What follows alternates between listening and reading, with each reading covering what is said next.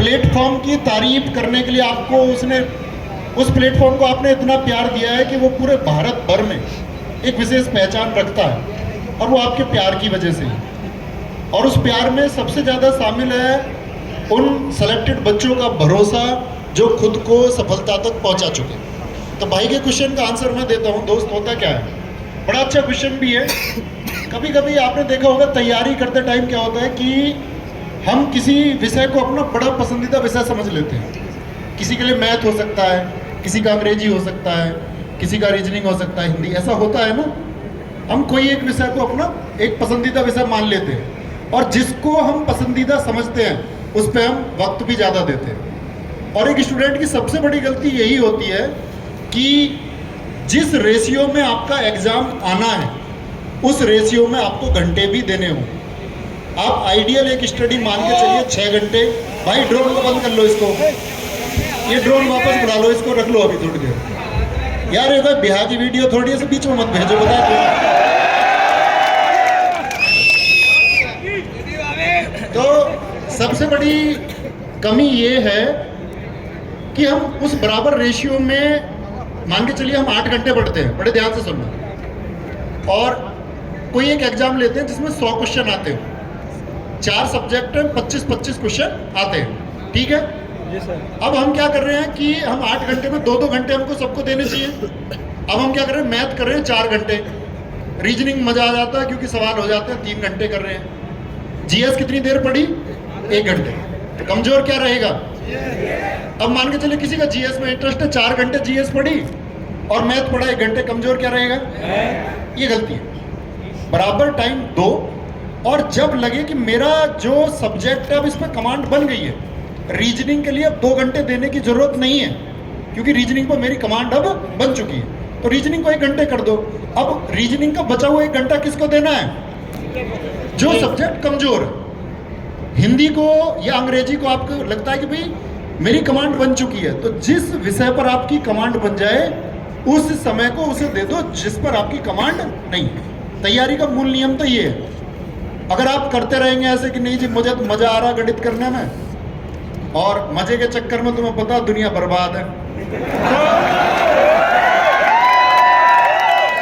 जैसे अभी तुमने देखा, मतलब इस एज में रहता ये एक्साइटमेंट कि लड़की कैसे बोली वहां से, तो उठ के देख रहे हैं सारे। सर ने आके बोला माँ का फोटो याद कर लेना, सबकी आंखें नीचे, जिंदाबाद जिंदाबाद। मतलब ये चीजें क्षणिक है, मोमेंट्री है। आपको मैं बताऊं कि माँ, पिताजी, घर की हालत, स्थिति जिसको देखनी होती है ना भाई, वो बिगर किसी के कहे देखेगा। मेरे कहने से तुम अपने घर की स्थिति देखोगे, तुमसे बड़ा मूर्ख कौन है फिर। अगर मेरे कहने से तुम पढ़ने बैठोगे, कोई बोले जी मुझे तो आपका चेहरा देख के मोटिवेशन आता है और मुझे बहुत अलग लेवल का जुनून आता है, तो सबसे बड़ा मूर्ख है फिर। अगर किसी को देख के तुम्हें लगता है मुझे मोटिवेशन आ रहा है, जुनून आ रहा है, मतलब तुमने हमसे पहले आइडेंटिफाई नहीं किया। 20 वर्ष गुजर गए, 22 गुजर गए, 24 गुजर गए, 26 गुजर गए, क्या सीखने के लिए अब तक जीवन में कुछ आया ही नहीं था। सच में आया होगा। इसका मतलब क्या है कि हम एक क्षणिक बहकावा करते हैं। क्षणिक बहकावा कैसा जी, मुझे तो तुम्हें देख के ही पढ़ने को मन करता है, मैं तो रातों को जागता हूं, मैं तो अपनी माँ की मुस्कुराहट के लिए पढ़ रहा हूं। ठीक है, लेकिन क्या सच में उस दिखावे की जरूरत है। तो भाई सबसे पहले तो दिखावा करना बंद करना होगा। और जो लड़के पढ़ाई के टाइम पर कि जी मुझको फॉलो बैक कर दो, मेरे साथ कॉलैब कर लो, फोटो खींच के भेजूंगा उसको, उससे बोलूंगा नवीन सर से मेरी रोज बात होती है, मेरे बड़े करीबी हैं, तो ये सब चीजों से बचना होगा। अगर जिंदगी की कहते हैं ना कि रियल चीज आपको बनानी है तो रील से तो बचना होगा। तुम कहोगे जी तुम क्यों बना रहे हो, क्योंकि भाई मेरी नजर में शायद हम उस एक लेवल पे पहुंच चुके कि जहां शायद चीजें आरामदायक, ऐसा नहीं कि करने को आगे नहीं है, कुछ करने को बहुत कुछ है। अभी आपका कहीं जाने का ड्रीम होगा तो हमारा भी कहीं पहुंचने का ड्रीम होगा, वो सबका होता है। अच्छा दूसरी चीज क्या है, अब बात करते हैं कि भाई सभी लोग जानते होंगे इस बात को, हल्दी घाटी क्या है, राजस्थान क्या है। ये बताने की जरूरत शायद किसी को है नहीं। और जब हम कभी बताएं तो मैं ये कहता हूं कि किसी ना किसी का बलिदान छूट भी जाता है। हम किसी एक का नाम लेकर के और किसी एक का नाम लेकर के उसको छोटा नहीं कर सकते।